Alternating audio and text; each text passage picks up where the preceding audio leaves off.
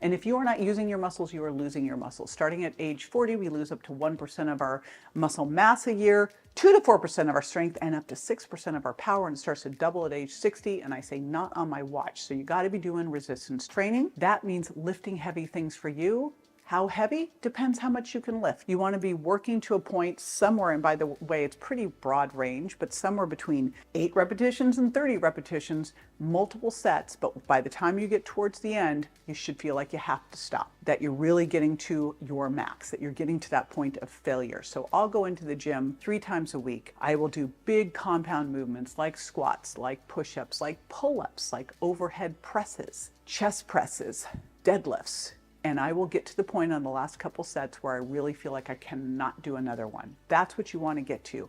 That is going to help your body go into muscle protein synthesis, repair, rebuild. That activity is going to, more muscle is going to boost your basal metabolic rate. The work your body has to do after the exercise is going to improve your metabolic rate. And again, you're building muscle that is your sugar sponge that gives carbs a place to land, and you're improving insulin sensitivity. So 3 times a week, you're doing resistance training for big body parts, your upper body pushing, your upper body pulling, your hips and thighs, your hinging.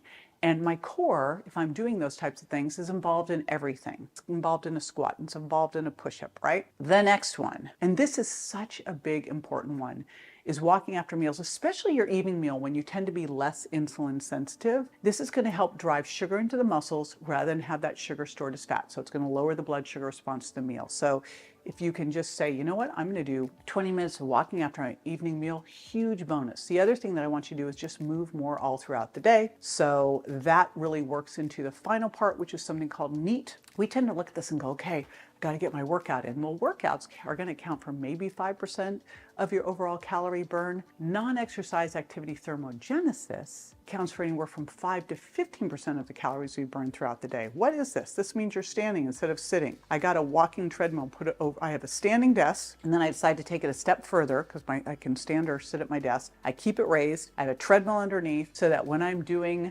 conference calls, I can get on the treadmill and walk so that I can just get more movement in, because it's really easy to just kind of sink in a chair and not move all day. So set your little alarm on your watch, use an Oura Ring or an Apple Watch that will just kind of ping you and go. It would be great. I actually had a friend who created this Pavlok that was going to shock you to get up like every 30 to 60 minutes, but do something to remind you to get up and move, because it matters. So that is all number 1. I admit it was a little bit of a cheat because I squeezed 4 things in there, but it's all under that umbrella of exercise because that is how important exercise is, and it was number 1 for a reason.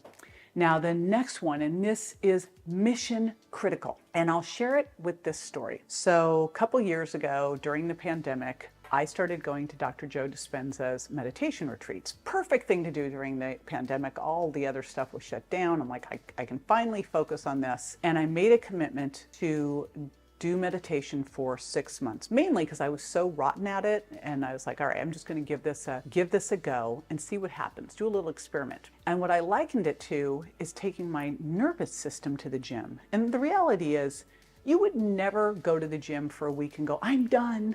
Right? That's it. Check it off. And that's what, when I went to the first meditation retreat, I'm like, cool, I'm going to do this. It'll be a week. I'm done. I realized as I got into this, I go, this is not, I need to really actually do this. And I really was bad at it, to be completely honest. I went with a group of friends. They're all like out there. I am sitting there like in my head the whole time. So I committed to it. I went to his week-long event in April. I went again in June. I went again in September. By September, I was like, you can't really tell if you're doing it right or not, but I was like, I think I feel better. And my team was like, we've been tracking you since you've been starting this meditation, and we definitely notice the difference. Keep going. But one thing that happened, and I had the opportunity to sit with Dr. Joe in September. Now, April, May, June, July, August. So this was not even totally 6 months yet. It was right around that mark, but I was now committed. But this funny thing happened. I lost 5 pounds. Now, I don't change things. Like, I eat the same, I exercise the same, I track stuff, sleeping the same, blah, blah, blah. And I was sitting at dinner with Dr. Joe, and I go, it's so funny, I lost 5 pounds. He goes, yeah, it's the no thing diet. Dr. Joe says, hey, you got to become nobody, nowhere, no thing. But the reality was my body finally got out of flight and fight. Now, if you're in flight or fight mode all the time, your body is breaking down muscle, You already heard what can happen with that. Sugar's going up, right? And I always had this little bit of belly fat, and I was like, what the heck? Come on, right? And it, boom, gone. No, it's gone because I went and did a DEXA so I could see it. So remember, you gotta help your body be more resilient. And HIIT training's one way, trains your sympathetic nervous system to handle stress better, but meditation, fabulous. And I will tell you, when I went to Dr. Joan, I'm like, okay, oh my gosh, I'm so busy.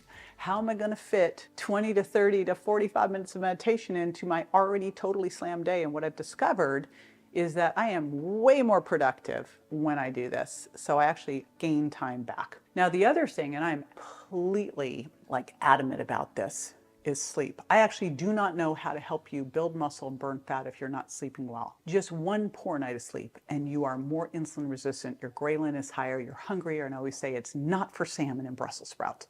Let's be real. Because we know that poor sleep is going to affect your appetite regulation, your hormone regulation. It messes up everything. So I really group stress and sleep together because it's all, what do we need to do for your nervous system, right? So your nervous system can relax and your blood sugar can be stable. In fact, one of the things I used to do when I saw people one-on-one is I'd always check their fasting blood sugar, because I knew that if our diet was dialed in, everything looked good in terms of triglycerides and fasting blood sugar and hemoglobin A1C, insulin, and triglycerides, but their fasting blood sugar was elevated, it was a stress response. So I don't know how to fix this if you're not addressing stress.